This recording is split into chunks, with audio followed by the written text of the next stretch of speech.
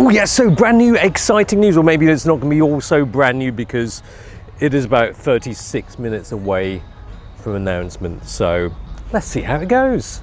All right, so this is the DJI Lito, another name, a seemingly more confusing lineup of products, but to befuddle things further, there's the Lito X1, this one, and the Lito 1. I've only got the Lito X1 with me, so I'll put how it compares with the Lito 1 on screen, but the X1 is definitely the spicier version, even though by the looks of it, it comes in a very similar looking flavour to all the other stuff DJI has dished out before. Well, the Lito is positioned somewhere between the Neo and the Flip and the Mini 5 Pro and bigger. Size-wise, this is more Mini than Mini 5 Pro. The Mini 5 Pro has beefed up even though they're similar in weight. But also this is going to be a continuation of where the current standard Minis are at the moment. So essentially it's going to be bye-bye Mini, hello Lito. So it's a sub 249 gram drone. I weighed it, it's pretty much on the money, 249 grams. So low on weight, but potentially high on performance because you can add an intelligent battery plus to get up to 52 minutes of flight time. And then there's 15 kilometers of video transmission too. Anyway, let's get flying. So this is aimed as a clear step up from the Neo and the Flip that are fun drones to fly.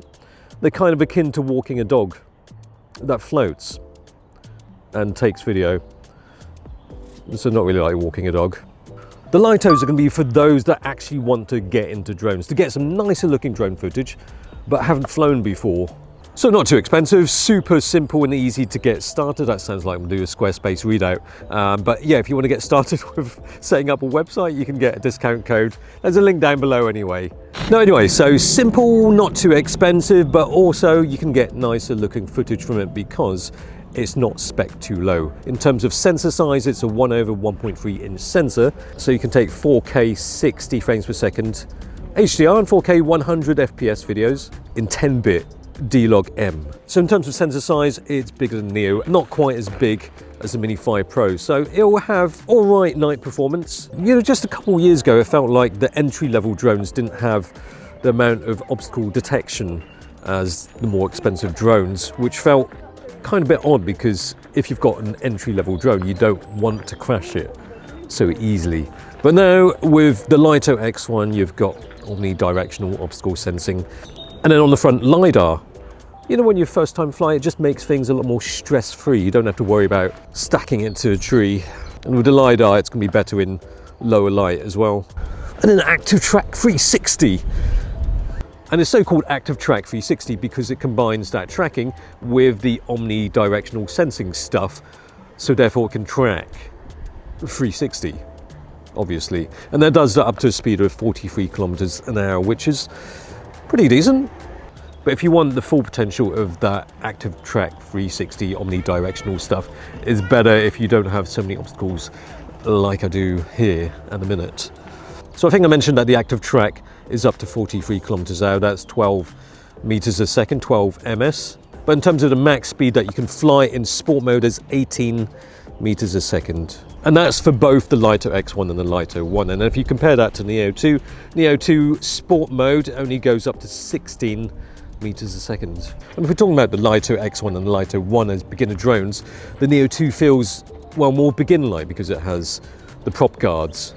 But the Neo 2 is a lighter drone. I believe it's 151 grams, lighter than the Lito X1 and Lito 1, both 249 grams. So Lito by name, not quite as Lito as the Neo 2, but the Neo 2 will be affected by wind a bit more than the Lito X1 and Lito 1.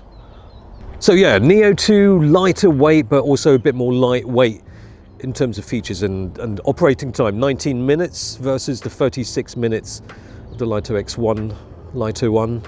Although, as I mentioned before, you can do up to 52 minutes with the Intelligent Flight Battery Plus. The 1/1.3 inch sensor size is plenty sufficient, especially on a good day like this, to get nice looking footage or photos, 48 megapixel photos. Of course, Neo 2 will be good for some fun stuff, but 1/1.3 inch sensor, I mean, some phones have a main camera with that sensor size now. So it kind of feels like if you want better looking drone footage, this is where you should start from, at least. The Neo 2 and Flip aren't really suited for more high altitude stuff, whereas this will be a bit better. One of the DJI drones that really excited me when it first came out was the Spark. I mean, obviously looking back now, the specs don't quite measure up to today's standard, but it was more the idea, the concept, at a time of launching something so small, something actually pocketable, that could produce some amazing looking footage. Whereas the Mini 5 Pro is kind of beefed up, it's sized up, it's increased in terms of specs. The Lito X1, the Lito 1, is taking it back more towards that concept, that hero beginner drone, that tiny little thing that won't disappoint when it comes to getting nice drone footage.